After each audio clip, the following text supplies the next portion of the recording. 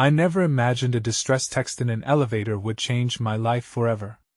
I will never forget the day everything fell apart.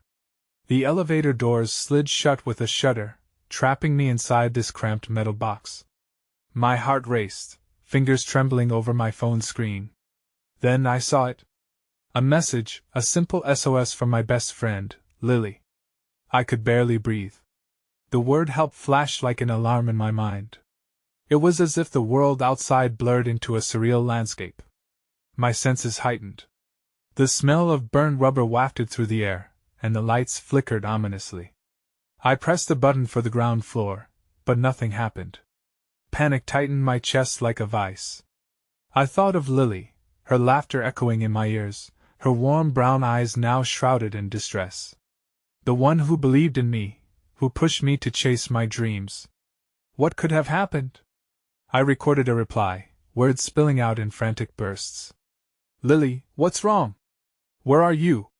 The silence in the elevator was deafening. Outside, I imagined a world still moving, unaware of my rising dread. Time slowed. Sweat trickled down my back as I felt the walls closing in. I thought of our last phone call just days before.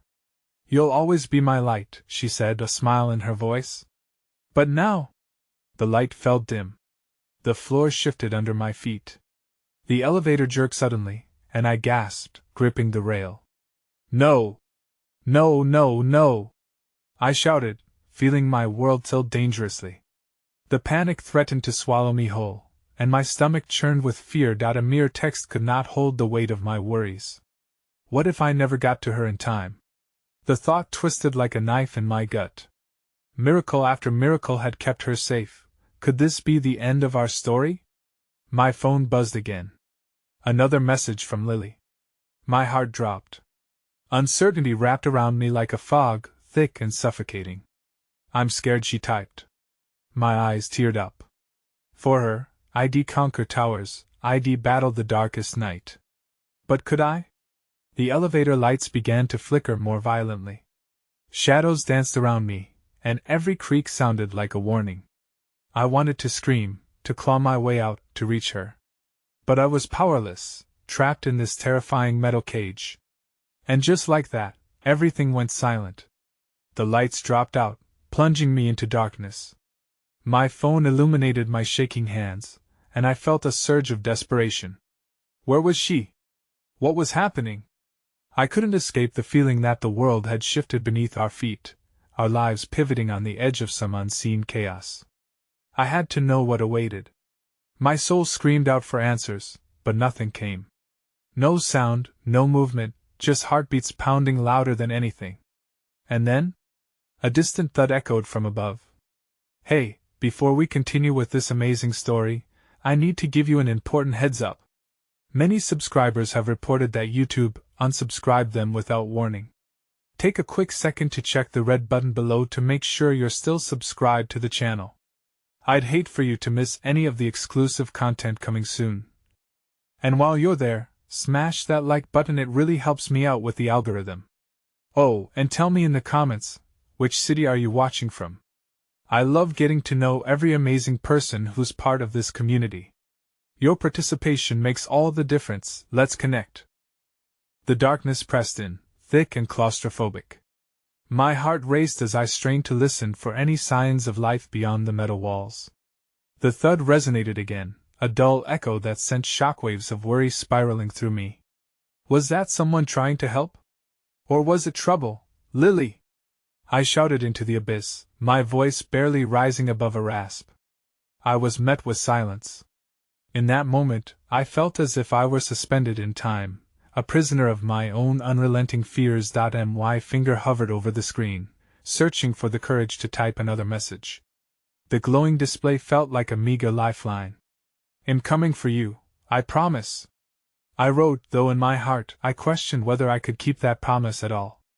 Another faint thud rang out, more insistent this time. My pulse quickened at the thought of Somione and Yoni hearing me. Help! I'm stuck! I shouted, my voice faltering as the reality of my situation slammed into me. In the stillness that followed, I heard an unexpected sound. A voice. Faint but present, strained and urgent, filtered through the metal. Is anyone down there? I could barely believe it. I rushed toward the sound, pressing my hand against the slick wall, desperate for connection. Yes. I'm here. I'm stuck in the elevator. Please help. The voice responded, filled with determination. Hold on. We're trying to reach you. Hope flickered within me like a candle fighting through the dark. I imagined the rescue team working above, perhaps Lily's name whispered among them. Would they find her? Would they know how much she needed me too? As I waited, my fingers glided absent-mindedly over the screen, and in a moment of sudden clarity, I realized I couldn't just sit here. I had to act. Lily, I'm going to get to you. Hold on. I texted, and my breath caught in my throat. Just as I felt a nascent determination swelling within, the nightmare returned. The elevator lurched again, more violently this time, and I clung to the rails, feeling my stomach drop as fear clawed its way back.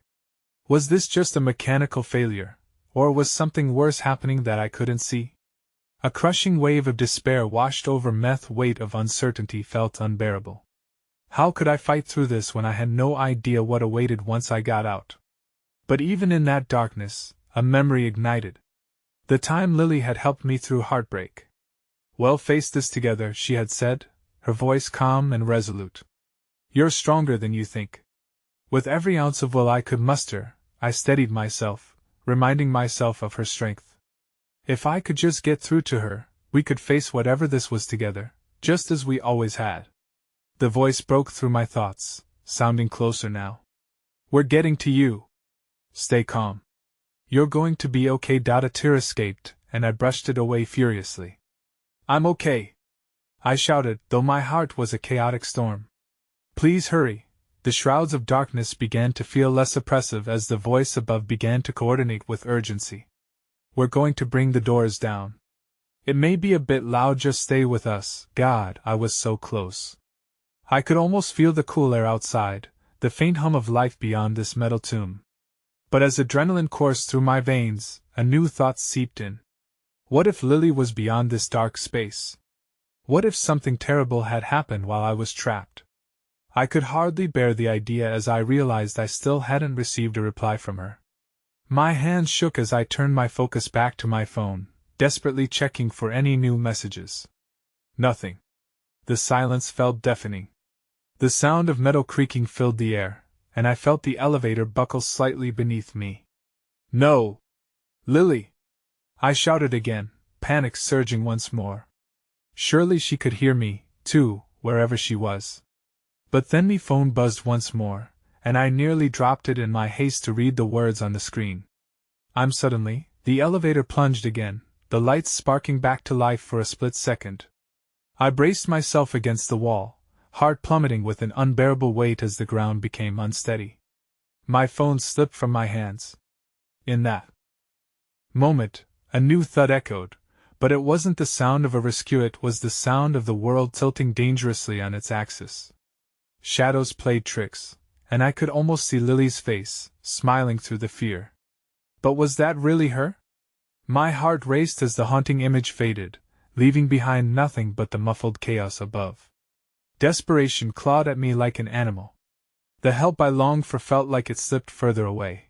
Just then, the elevator doors broke open with a deafening crash, a blinding light pouring in from above. I fell back, stunned, but my heart leapt. Through the opening, I caught a fleeting glance of someone silhouetted against the light. Is that? And then, all at once, my world reeled again as the figure faltered, rushing out of sight. An instant later, silence reigned. The silence enveloped me, thick and oppressive. I scrambled onto my knees, forcing myself to peer into the blinding light of the gaping hole where the elevator doors had just burst open.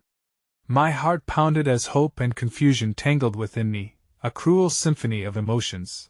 Hello? I called, my voice breaking as it echoed back. The only answer was a hollow reminder that I was still alone in this metallic prison. I could have sworn I had seen summoning a glimmer of humanity within the chaos, but now I was left with the lingering question of who it was. Pushing myself to my feet, I moved cautiously toward the entrance.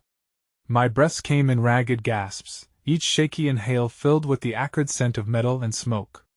I leaned forward, peering into the abyss of the corridor beyond, waiting for even the faintest sign of reassurance. "Lily!" I shouted again, desperation lacing my words. I scanned the surroundings, half expecting her to come rushing back for me, mirroring the thrill of our childhood adventures. But the unanswered silence taunted me, mocking my pleas, and my heart sank deeper with each passing moment. Turning back to the depths of the elevator shaft, I let out a tremoring breath. I could have retreated into the shadows, letting despair overtake me once more. Instead, I felt an ember of resolve ignite within. If I could just reach out, I could escape this nightmare. "I won't give up on you, Lily," I whispered to the darkness, clutching the remnants of my phone that lay shattered at my feet. Suddenly, a flicker of movement caught my eye in the distance, a shadow darting toward the staircase leading up.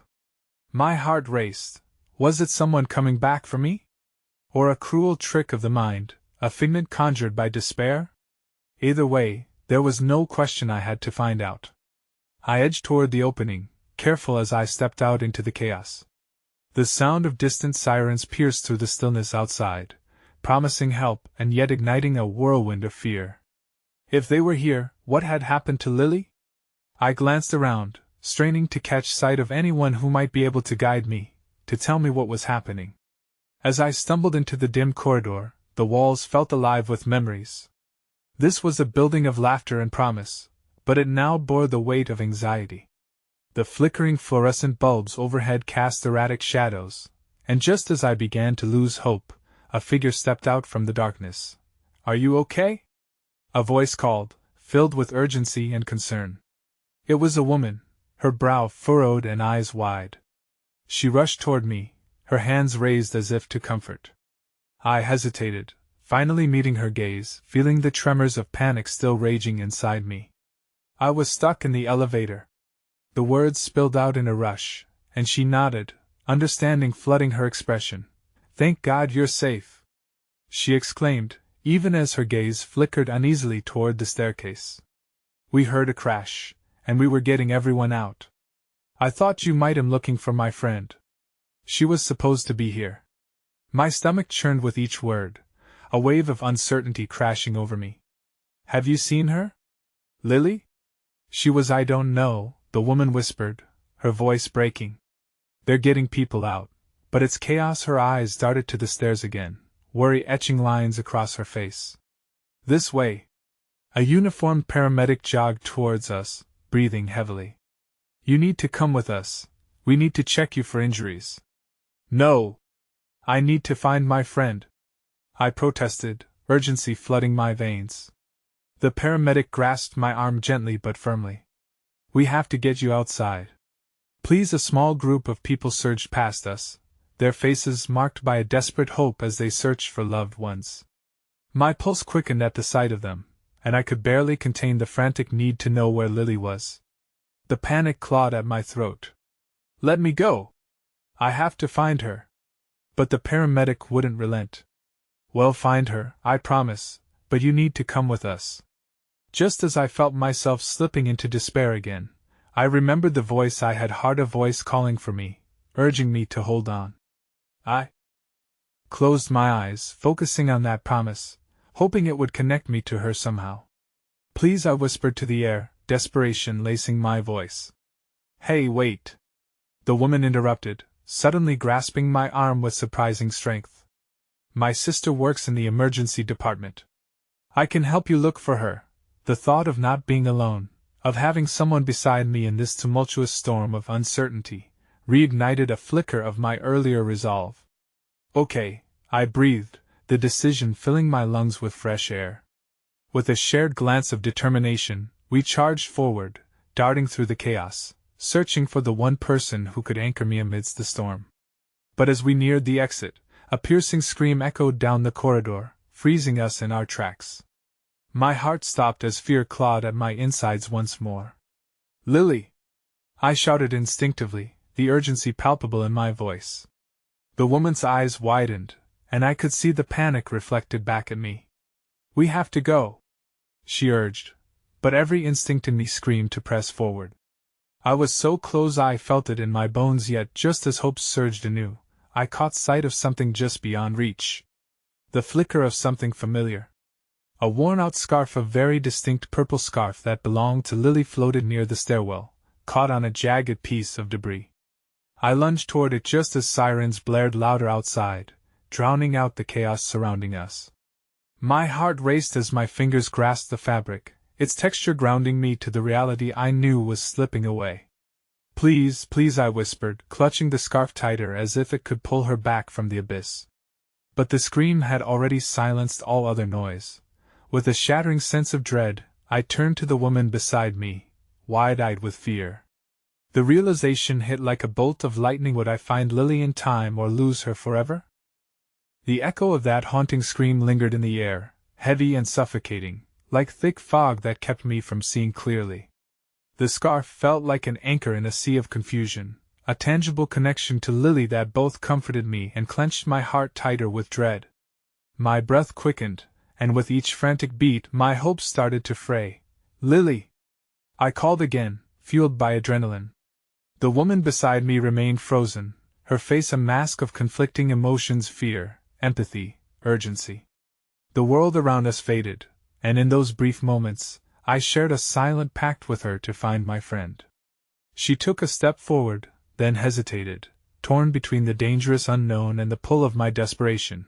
Please, I urged her, the scar clutched in my hand like a talisman against the darkness.